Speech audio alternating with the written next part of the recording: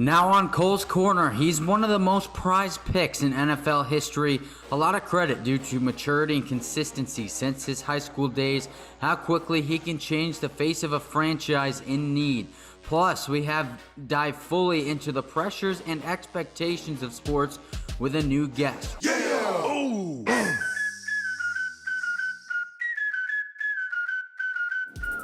Welcome into Cole's Corner. It's our Wednesday podcast. Thank you for tuning in. However, you may be listening or watching Spotify, Apple Podcasts, or the Cole's Corner YouTube page. And we have a lot to get to today with a huge topic being maturity, something that gets people a long ways in this messed up life of ours. You know, bad things happen every day. Bad things happen to good people. You know, some people may choose to block it out. You don't have to watch the news or read any articles. But you know it's there. I've become almost accustomed seeing the crazy things that go on in day-to-day life in this country, in the world. I now get up every morning and report on it and tell viewers through the television screen. Hell, I just spent 2.5 hours in the courtroom covering a case.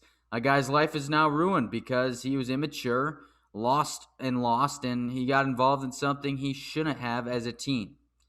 You hear that quote, people say, how have we fallen this far? You know, it could be true. Some people really take that deep dive, but could be dramatic in some ways. In reality, you're fine. You just need to get back on track, stop partying so much, make yourselves a better schedule, get more things done. A lot of, this has to do with raising your own maturity level, seeing different things, experiencing things, and learning from them. You see this a lot with kids. 18-year-olds headed off to college. They may be the perfect student or the kid in the classroom or on the field or any other extracurricular activities, but we throw them out into the world and send them off to college. That's where the real test comes in. That's the ultimate maturity test in those first few months, first year of college away from home. Sure, a kid can get by with ease in high school classes. They get all the good treatment. They have a lot of things done for them at home, and life seems easy. But now they're on their own. You don't have this principal calling home, telling them to get to class. No parent on your back telling them to get work done, not sit inside their room, play video games, watch Netflix all day, and then go party from 11 to 4 a.m. It's a new freedom that they had no idea they would ever get. I loved going off to college. Of course, miss my family and all that jazz, but that freedom is what got me excited. You know, it's not like I lived in a crazy home where I was to be home at this time, but, it was structured. So it was exciting to be free for a little bit. It's natural. You're 18 years old, but it's how you handle yourself in it. How do you handle it? Can you get yourself out of bed for that 8 a.m. class? Can you get yourself to get work done after classes later in the day into the evening without wasting the whole day? It's about balance, consistency, maturity. And professional sports, that's all the same, just on a much higher scale, especially in the NFL. You have 21, 22-year-old kids just finishing college and being asked to step into a role and help turn a franchise around, especially those top few picks. This is where the Trevor Lawrence becomes the focal point of this discussion. Some guys you worry about. They have all the talent in the world, but can they handle it? Are they mature enough to step into the light? Some guys are out of this world gifted athletically, but they may be the ones who can't quite make that leap to the next level, the maturity level. They're the kid who everyone is excited to see do things out of high school, but then they just can't handle that freedom, and they throw it all away in those first 2 semesters at the state college they're at. With Trevor Lawrence, I'm not worried one bit. Some people maybe, I'm not. This kid has had the spotlight on his back since his sophomore year in high school, but he puts his head down and works. He takes any criticism he gets and he works. He has made everyone around him better. 1, consistent. He has never lost a regular season game from high school into 3 years of college. Doesn't skip a beat. 2, he's stable. He's already engaged. He's with a girl. He's in a position with a good family, a significant other to support him and back him up no matter what. Sometimes that's all people need. And 3, maturity. He has handled everything thrown his way. He's battled the spotlight for more than 5 years already. Some guys you can't count on. The maturity level doesn't speak NFL QB or face of the franchise. Still have my doubts about Baker Mayfield from time to time. He's gotten in a lot of trouble. Johnny Manziel didn't pan out. Jamarcus Russell, Josh Rosen, a lot of talent, but maturity isn't there, to step in and be an NFL quarterback like it does Trevor.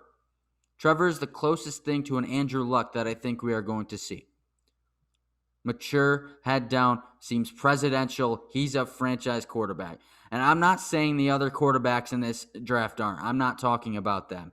I'm saying if you look at the big-time prospects we've seen over the years, Trevor Lawrence just looks like the face of a franchise. Do I wish we would have seen him battle a little adversity? Sure, we like that story.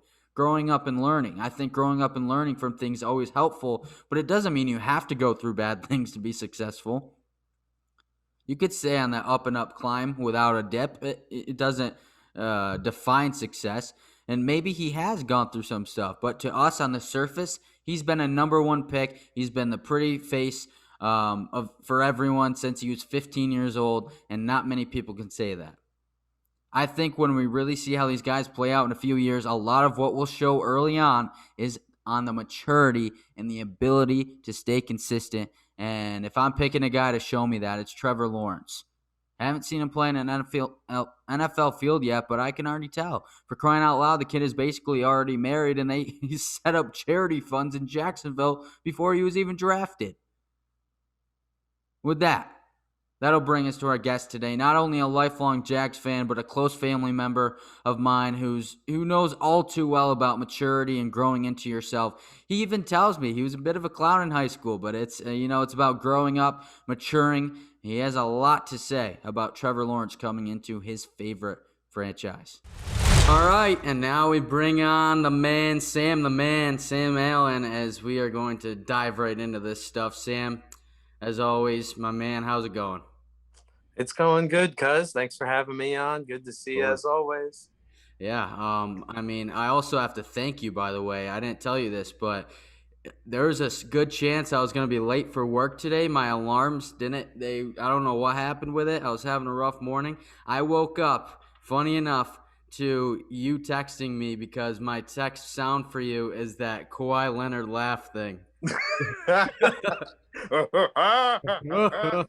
Yeah, classic. That's what I woke up to when I was late. I woke up later than I normally do. I was like, you just saved my day. All right. I'm glad I could help out. Yeah, I'm up early for work, so I got you. And you got the 3-hour difference, so I knew when you were texting me, I was like, oh boy, it's got to be later than it should be. But we'll wake up to Kawhi's laugh. But all right, Sam. So obviously we had a lot going on with the draft last week. But before we get to that, we got to start it out with something fun here. I want to hear a story from you from like our childhood growing up. Because we've done a lot of stuff together. I mean, here's mine. I'll never forget the first time you guys actually moved to New York. You came from Washington, right? Yeah. And, we knew each other. You guys came and visited a couple summers before, but we weren't really, like, close or anything. And I just remember how awkward it was. We kind of just looked at each other a lot. But then you and Riley started pulling out, like, we started, like, going, like, WrestleMania in Grandma and Grandpa's house. But I loved it. It was fun. We were getting all rough. But then that's kind of what, like, broke the ice. And we became really cool after that. But, like, we had moments. We play one-on-one wiffle ball and shit, and I would get pissed and, because you're older than me, beat up on me. But, like, 5-6 years later, you get the chance to play some ball together at varsity in high school. So that was pretty cool. That was. Specific stories that you remember about, like, you and me hanging out growing up, or even if it was younger or in high school or whatever. Oh, man. Well, first off, I got to say, we definitely bonded off that baseball game you had on the computer. Oh, that was a big one. It was like MVP, 2003 MVP or something. Yeah, dude. And we'd start a season and we'd play, and it was so fun. And I was like, all right, we both love baseball. And that's when all the wiffle ball started. But man, with the story, there's a lot you could get into. There's a lot. That's a tough one. I'd say there's just so many different things between all the things you said, between the lake house making fun of Alex and Peyton when they'd play with their dolls, or, me getting in trouble for shitting in the lake, just stupid things that we did when we were young. And then, getting older and, like you said, getting to play ball together. When you moved up for basketball and sectionals, I remember you wore my warm-up from the year before. Yeah. So you were wearing Allen on your back during warm-ups and on the bench. So that was cool. Having you get to play shortstop for us when you were a sophomore and I was a senior, and you having my back when I was on the mound, or me saving your ass with the scoop at first base, all that good stuff. So there's just so many that you could get into.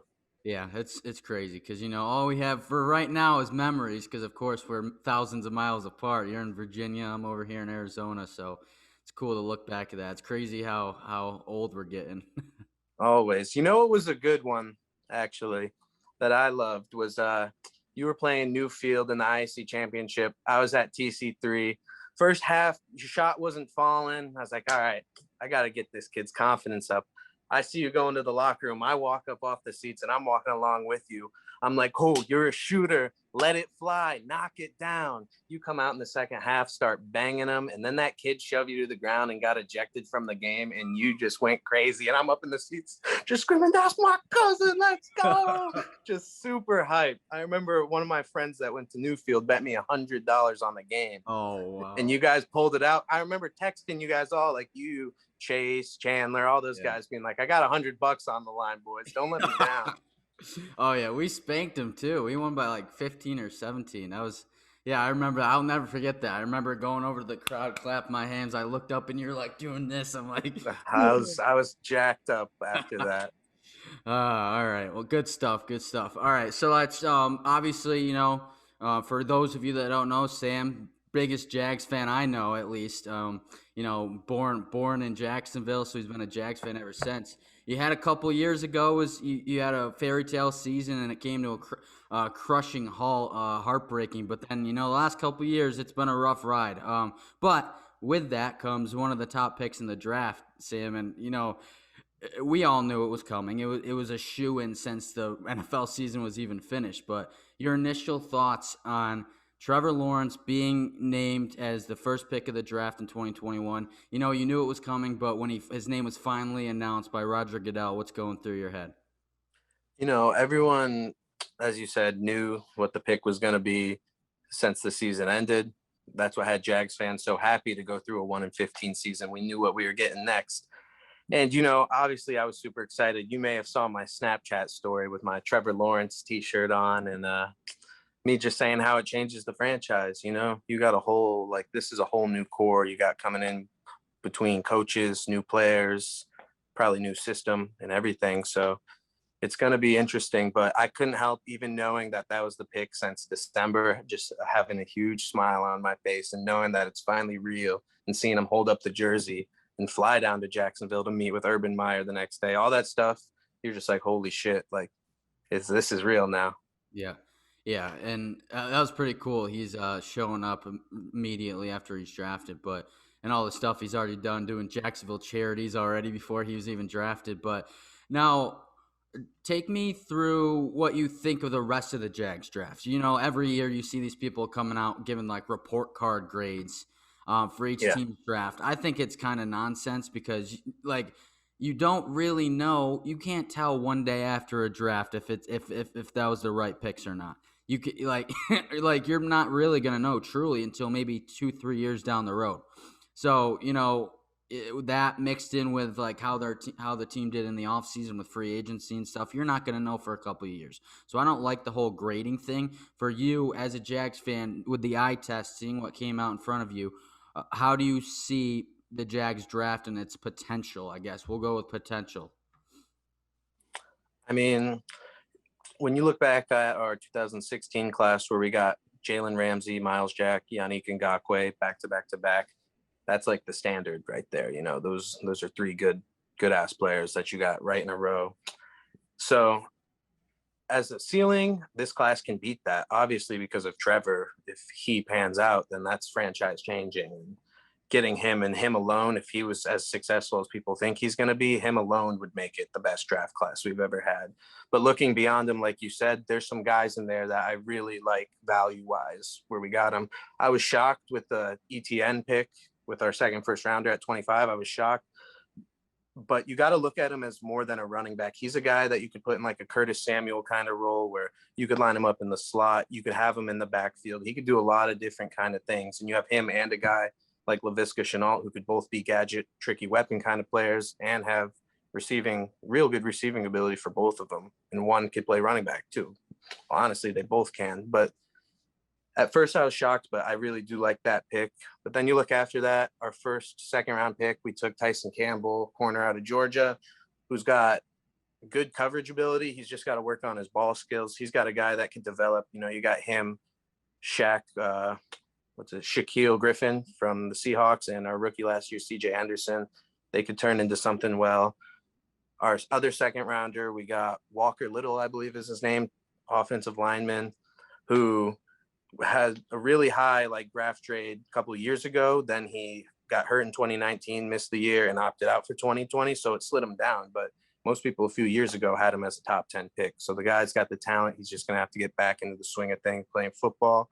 And then my favorite pick, as a Cuse guy, loving Syracuse, getting Andre Cisco in the third round was absolutely amazing. So he's coming off a torn ACL too. Otherwise, he probably wouldn't have fallen into the third round because he's extremely good ball hawk, gets a lot of interceptions, big hitter, just has to work on some of his angles that he takes. And then after that, once you get a little later in the draft, you take flyers on guy. Like we took a guy from UAB who's an edge rusher who had a whole bunch of sacks last year, a tight end from Ohio State that's a primary blocker, a defensive tackle from USC, some guys that still had higher draft value than where we got him at. So I think it has potential to be a really good class.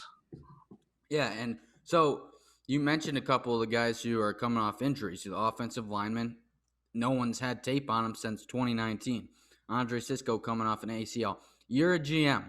Where, how risky is it, not risky is it to go after guys like that who had huge draft capital before, but they've slipped a little bit? Teams have put them off the board because of that injury. Is it how much of a risk is it to take those guys versus the reward you might get?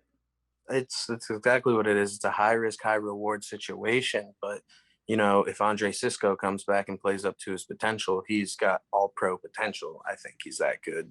He's an amazing secondary player and just a ball hawk back there. Can be a game changer at safety, and an offensive lineman who is getting early first round hype before getting hurt and opting out. So if these guys can become what people thought they could become, then you just got yourself two studs way later in the draft than you should have. So I'm okay with it. We're a young team who's trying to get talent on both sides of the ball. And, a guy that could potentially protect your franchise quarterback and do it at a high level is something that's worth taking a risk on, because he's a tackle. We've got a tackle on a franchise tag this year, Cam Robinson. So who's to say that he can't step in, prove himself well, and take over that role next year if he shows promise. So there's a lot of potential with it. Okay. So back to Trevor Lawrence real quick. I have to ask you this because it was a big thing for a couple of days. What did you think about the statement that, he talked about and his dad talked about with him, a couple weeks ago? Was it an overreaction from people on what he said about football, not being the end-all, be-all, and he'll be fine if he doesn't have football? Did you understand what he was trying to say, or do you think there was an overreaction on what he said? I think people were overreacting about it. I mean, the dude loves football. He came out once people were saying all things about it and tweeted, don't get it twisted, man. I love football. I'll die for my teammates. I love these guys, and I'm going to work my hardest to win. He's not going to play around. I think he's just such a good dude. As a person, he's a married man coming out of Clemson. He could have gone at Clemson and had any girl that he wanted in that entire school. And he stayed faithful to his girl. They got married, and he's religious and has a good family, and he's just has a good head on his shoulders. And I think he knows that there's more to life than football, but that doesn't mean he's not going to bust his ass for his team and put in the work to win Super Bowls because he wants that. he wants that. He just knows that there is more to life than football, which is good. That means he's mature. Yeah, that's exactly. I'm glad you said that because that's how I saw it. I know some people just always need to find something in someone's words to twist it a little bit, but I They agree he's get mature. bored. Yeah. They get bored. That time between the end of the Super Bowl to the draft, these football people get bored, so they got to write up some sort of story. So they're like, "Oh, what can we get out of this?" Gives them something to talk about till the draft. Mhm. Yeah. So, and then now I want to talk about this year's quarterback draft. It was one of the most anticipated ones, and it ended. You got 5 quarterbacks going in the first 15 picks. We have not seen that before. The closest to it was 2018 when there's 5 guys, but Lamar Jackson fell to the 32nd pick. We all knew Trevor was number 1 from the get go. He's been number 1 since he was in like high school. But 2 through 5. I'm still kind of scratching. I don't know how you feel about it. I'm scratching my head on the fact that Zach Wilson was the locked-in number 2 to New York. Now, I didn't get to see him much at all in college, as a lot of people weren't. I saw him a bits and pieces here.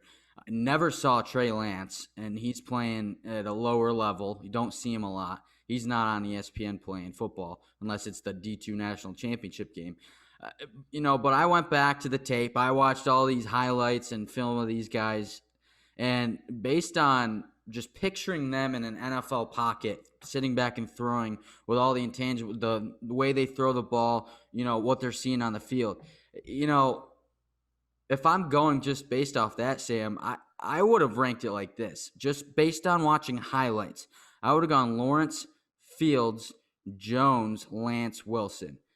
That's just based off watching highlights. I would flip Jones and Lance if we had to.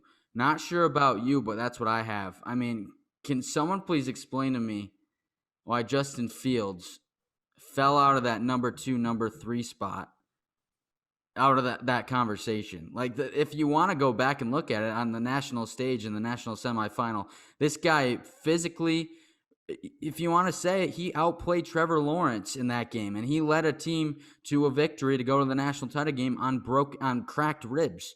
And all of a sudden, he falls to being the 4th guy, and it was only because Chicago drafted up. If you ask me, I think the Bears might have had a steal at getting Justin Fields at 11. What do you think? I couldn't agree anymore, dude. I really couldn't agree anymore. I don't understand. Yeah, Fields lit it up against Ohio State. I don't understand, or against Clemson, but I don't understand how a guy has 2 underperforming games in his entire career, and that drops him as far as it dropped him. He didn't play good against Northwestern. He didn't play good against Indiana. Besides that, he was a stud. He was an absolute stud. And you want to talk about, those games were shaky. Look at Zach Wilson's record in numbers against 10-win teams in his time in college. Go ahead and look at that. I can't tell you what they are exactly, but I can tell you it wasn't good. It wasn't good at all. People get so glamored up and listening to all the hype because the guy can throw the ball running away 60 yards downfield in a pro day with no pads and no rush coming in against him. Like, okay, he's got a strong arm. Cool. What happened when he played against Coastal Carolina and he couldn't put up 20 points? Like, I don't know. I agree. How the hell did Justin Fields fall? But I'd say my order would probably be Trevor, Justin, and then from there I would go probably Wilson, Jones, Lance is how I feel. I'm not huge on Mac Jones. I mean, he got to play with extreme talent. Like, he played with some real studs. I don't think he'll be terrible, but there's nothing that says to me he's going to be a franchise. Like, he's going to lead a team to the promised land. He's going to take you all the way. I don't see that from him. Trey Lance, again, I haven't seen much of him, but from what I've seen, not huge on. I think Wilson still could be okay. I mean, he does have the tools and he's made some impressive throws in his career, but there's no way that anyone would be ahead of Justin Fields for that second spot for me. And I agree that the Bears just got really lucky and made a really smart decision. Yeah. Well, it's kind of like if I'm looking at it in that way, it's like the 2017 draft where the Bears passed up on Patrick Mahomes and Deshaun Watson, but the Texans get Deshaun Watson at what, number 10 or 11? That's how I kind of see this playing out. But yeah, I just don't understand how Zach Wilson just got locked into that number 2 spot so early on, and it never changed. You saw the number 3 pick with San Francisco go back and forth for weeks, months, but they never discussed the fact that Zach Wilson was locked in at number 2 with the Jets. I don't know. I saw the highlights.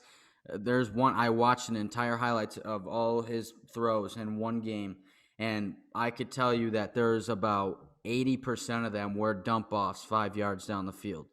There's a lot of guys that can do that. Yeah. A lot of Yeah, guys you that could can get do anyone to do that. And it came out of nowhere, the hype for him. They're just like, all exactly. right, yeah, let's throw him in the 2 spot. He's got a strong arm. He made some woo throws that really impress you. Hey, Jamarcus Russell made some of those same throws, and look how that worked out. So Yeah. you just got Yeah, I guess we'll see. We'll see. And with the Mac Jones thing, I agree with you. I think he didn't have to face any sort of adversity playing at Alabama last year. He had the best. If you look at his highlight reel that I watched, 70% of it's Devontae Smith scoring 3 touchdowns in a game. He just has to throw it out there, and Devontae Smith or Jalen Waddle's bringing it down and running 60 yards the rest of the way. just So creating a ridiculous amount of separation. yeah. Yeah, and the offensive line, best in the country. He's getting the time. So I guess we'll see how that – I mean, he does have a nice ball, but he has those things you have to take into consideration. I'm really He excited. does. Yeah. He does. But you're winning the Natty at quarterback with that Bama team, Cole. Probably. Maybe. We'll see. But, yeah, that's I guess we'll see. I'm really excited to see these guys play. But, all right, let's based off that, let's shift to this. You were an athlete. We already talked about it, but 3 sports in high school, played some college ball, college baseball. I know you. You were a lot like me in the fact that we put enough pressure on ourselves to where sometimes that got in the way of our performance. I think fair to say that. For You sure. got ridiculously nervous before a big basketball game or stepping on the mound, starting as the starting pitcher for a game. Sports are so much more mentally driven than physical, and a lot of people don't realize that unless you are in between those lines. But I can't even tell how many times I struggled in a game, and it wasn't because I couldn't physically do it. It was because I was so in over my head. Now we look at these quarterbacks. These are 21, 22-year-old kids who are being asked to step in and kind of turn around a franchise. You know what I mean? A big win, they'll get all the credit. They lose, and then somehow they'll find a way to blame them for losing the game. How much does pressure play in the initial success of like these quarterbacks? History tells us 2 or 3 of these 5 guys are going to bust. At least 2 or 3 of them. There's only going to be 2 hits, maybe 3, possibly. So talk about pressure in your experience of playing sports, especially at the collegiate level, because you played against some studs, even in JUCO, and how much do you take pressure of not only being like the face of turning around a team that, had 1 win in 2020 when you're looking at Trevor Lawrence, but this guy was spotted out as being the number 1 pick back when he was in high school. He hasn't lost a regular season game in his entire life, and he's going to in the NFL this year. How much talk about the pressure in your experience and how much that's going to affect these 5 new quarterbacks? It's big. The pressure definitely it gets to you when you're playing a game, and if you're not playing well and that you could play better than that, it gets in your head a little bit. So it really just depends on your maturity level and how you can work around that pressure and kind of just try to drown it out and just play the game that you love. Because I mean, at the end of the day, they're still going to make a lot of money playing, whether they are good or bad, and they'll figure it out whether they're good or bad or not. But I think what separates them is guys like Trevor. I don't think throwing interceptions or having a bad game will mess him up mentally. I think it'll just make him hungry and want to perform better, because he's, like I said earlier, he's a real mature guy. And I mean, he has the skill set. You can see that. So I'm not worried about Trevor. I think he's going to be good. A guy like Zach Wilson in that New York media, if he doesn't perform and live up to expectations, I think he might shit his pants and like crap out and just, it's tough. New York, you've watched Yankees game, Giancarlo Stanton strike out 2 times the first game of the season and they're booing him, like they'll get on you, and that'll get to you, man. Like those are your own fans booing you. That'll get to you. So with him, I worry about it. Mac Jones, I worry about it. I'm not worried about Trevor or Fields. Fields is another one who seems to have a good head on his shoulders, pretty mature. I know there were some things that came out about character issues, but I don't know. I like him. I like his composure that he keeps. I think he'll be fine. And Trey Lance is a really wild card. I don't know much about him. But yeah, the pressure will get to you, man. It will. Yeah, it's you're telling me, but like, yeah, it's a completely different level, obviously, than us playing high school ball compared to being the number one pick in the draft. NFL, the biggest commodity in professional sports. But let's just dive into the Jags one last time. I've seen like they're sitting in a line right now of 6.5 over under on wins for the year. My eyes tell me that it's going to be tough to win more than 6 games when you're just a year removed from winning only one game. And then, going 7-10 or 8-9 the next year with a first-time NFL head coach. We know he's had immense success in college, but he hasn't coached in the pros yet. How much can this Jags offseason and the draftees they just had really turn around a team in 1 year? Like, I mean, if I think the schedule comes out on May 12th, so about a week and a half from now, if you have the schedule in front of you and you're looking at it, how, realistically, in your eyes as a Jags fan, how many wins can they roll out in 2021, do you think? Oh, Is 6.5 a reach? I'd say their ceiling would be over 6.5. I'd say their ceiling and their floor could be like 4-3 wins if things don't work out, but I can see improvement. We've got good young players that are just going to get better. Guys like Josh Allen. You got Miles Jack, who's a pretty solid veteran now. We got a lot of good young talent coming in. Some free agent signings that'll help out a bit. So if Trevor, who he says he is, and on top of that, we have a good offense, man. We've got some guys who can play, man. You get a franchise quarterback if he lives up to his hype. You got DJ Chark, who's a good receiver. Laviska Shenault got a ton of potential. I think he'll be really good. James Robinson, ETN to complement him. We have Marvin Jones, who we just signed, who's a really underrated good receiver. Like, there's a lot of toys for him to play with out there, and he can make noise. And if we could put up a lot of points, if you could put up points in the NFL, you're gonna win some games. So just hoping we could have a high-powered offense from day one. Obviously, it's a lot to ask from a rookie quarterback with such high expectations. But, hey, man, he was picked number one for a reason. He gets all this hype for a reason. So we'll see. I mean, look what Andrew Luck did his rookie year. Like, he turned that shitty Colts team around real quick. So a real franchise quarterback will turn things around for you quick. So we'll see. I'm interested, but I'm going to go over. Okay. I'm obviously biased.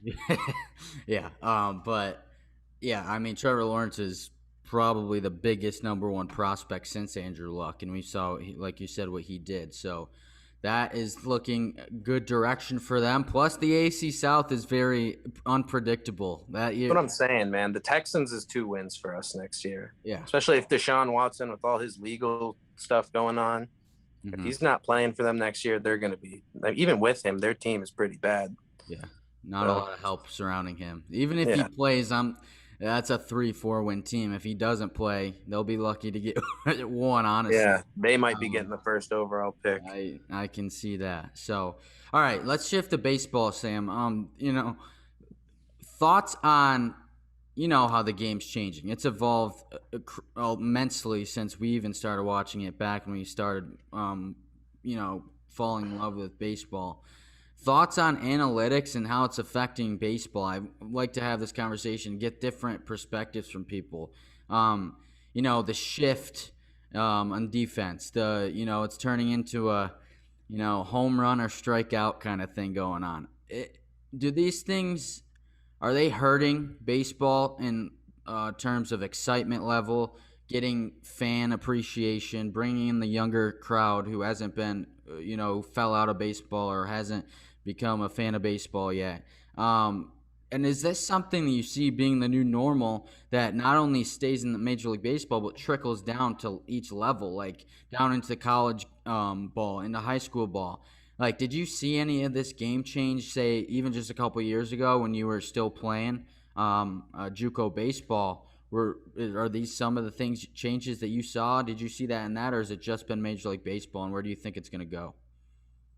I didn't really see much of a change when I played. I still think we didn't really ever shift or anything like that. We still bunted when we needed to bunt to move a runner. We still did all those little things. So I'd still say it's the same game we played in high school, just at a little higher level when I played in college.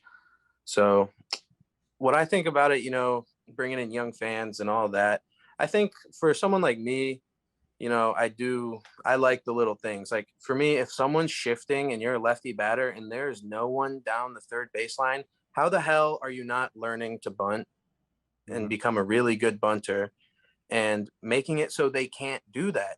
And then those ones you hit up the middle or into shallow right field where there's a second baseman playing way back will be base hits because they have to respect the bunt. So to me, it's things like that frustrate me. But, also, there is some good analytics that, I think are important, like, spin rate and exit velocity and like all those things that do make a difference. Like, Giancarlo Stanton, when he's hitting a ball, they explained it on Yes last night. When you hit a ball 115 miles per hour, they're like up the middle. If that ball was going 100 miles per hour or a little lower, the shortstop could have got it. So yeah, hitting the ball hard is important, all that.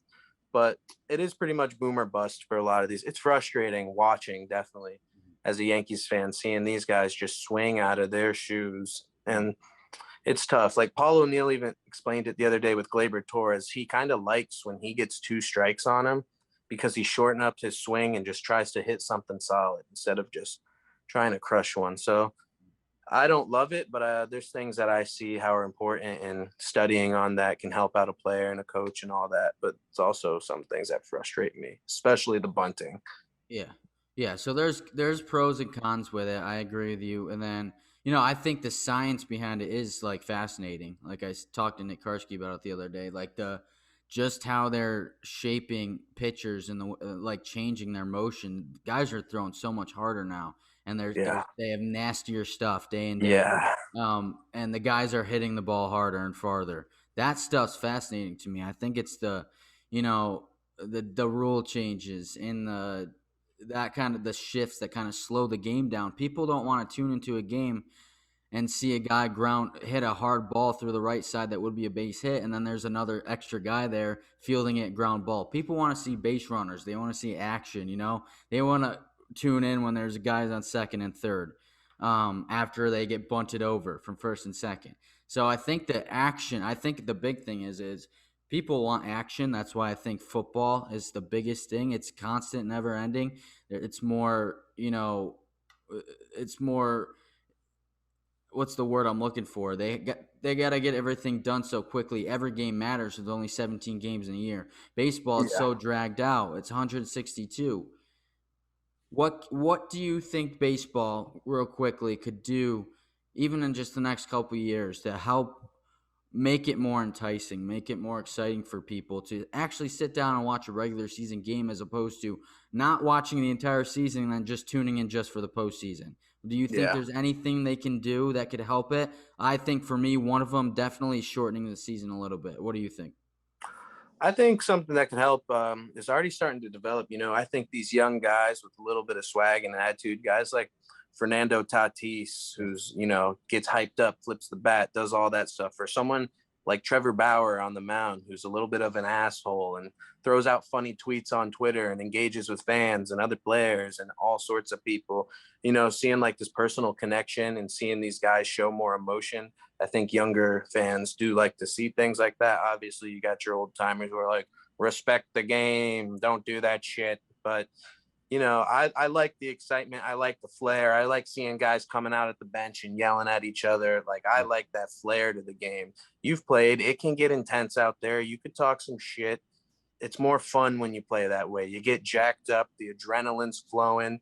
It's something that I really think brings more of an excitement level for the players and for the audience. So I think just that swag, that attitude, the stuff that you're starting to see come into the league, I like it.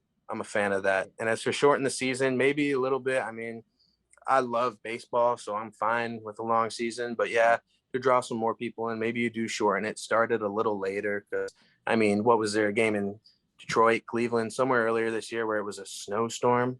Like, Yeah. yeah, if you want to short it, starting the season a month later, something like Yeah. that, and maybe shorten it a little at the end so the playoffs don't run into as cold of weather. But I think the biggest thing is just bringing more flair and emotion to the game. Yeah, no, agreed. And I think the solution to that shortened season would be, I think you cut off the tail end of the season and you start the playoffs earlier, so you're not playing the World Series in November where some cities it's snowing. You know what I mean? So you Yeah, could go maybe cut off the tail end or even the beginning and shorten it maybe by 30, 40 yeah, or or something. do a But little from both. yeah, yeah. Shave off some of the front end, some of the back end. But that, and then yeah, like you said with the flair, I think something I saw a few weeks ago. I don't know if you saw it. It was the Reds and Cardinals, I believe, and Nick Castellanos. They have an interaction earlier. He slides into home, gets up and pumps his chest at a guy, and it Oh starts yeah, a little pushing brawl. The guy gets suspended for 2 games. I'm like, come on. yeah. Manfred sucks, You dude. can't get up and pump your chest at a guy. We're playing in the big leagues. It's not little Yeah, league. Manfred That's the is stuff that shit. drives me nuts, and that's where I think it drives people away from the game. Agreed. Yeah, But that, and one play, thing that's super annoying is the blackout restrictions, man. I got MLB TV because the Yankees games aren't on down here. But when they play Baltimore or if they play the Nationals, it's blacked out for me. So I have to use a VPN and watch on my phone. It's like, come on, dude. I pay $140 a year for this subscription. Yeah, yeah. But No, agreed. yeah, Agreed. Yeah, because I can't watch any. If I put that on, I can't watch the Padres, the Diamondbacks. Um, who I probably the Dodgers either. So yeah, it's frustrating. But all right, that's good for all of my stuff, Sam. I just want to get to this last part. I call it the fast five. Try to get it's like rapid fire. Get your quickest. See how quickly you can answer it. All right, you ready? all right, let's go. All right. First one. Um, first memory, the first time you fell in love with sports. Probably playing baseball when I was young. Probably playing baseball when I was like 5, 6 years old, just swinging a bat. Mhm. All right. Favorite sports memory.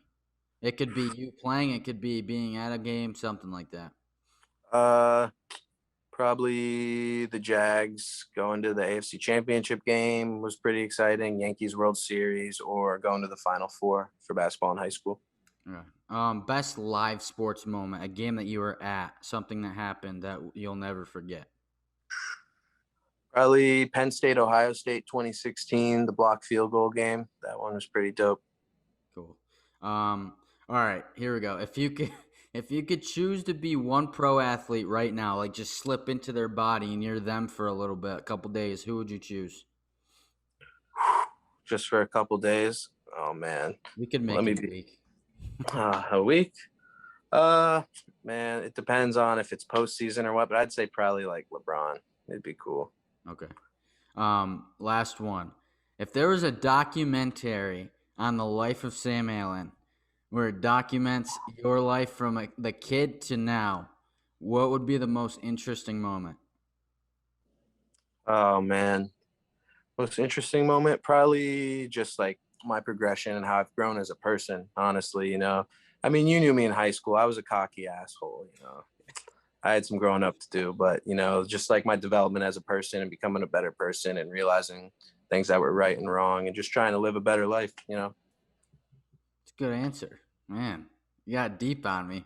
I thought you were That's going to say right. something like some bullshit, like some funny thing that you did or some stupid thing you did, but that was good. That was good. I'm old now, Cole. Gotta, We're both getting old, even though we're not right. really, but Jesus, it feels it, man. yeah, it does. All right, man. Well, I appreciate you stopping by. This was fun.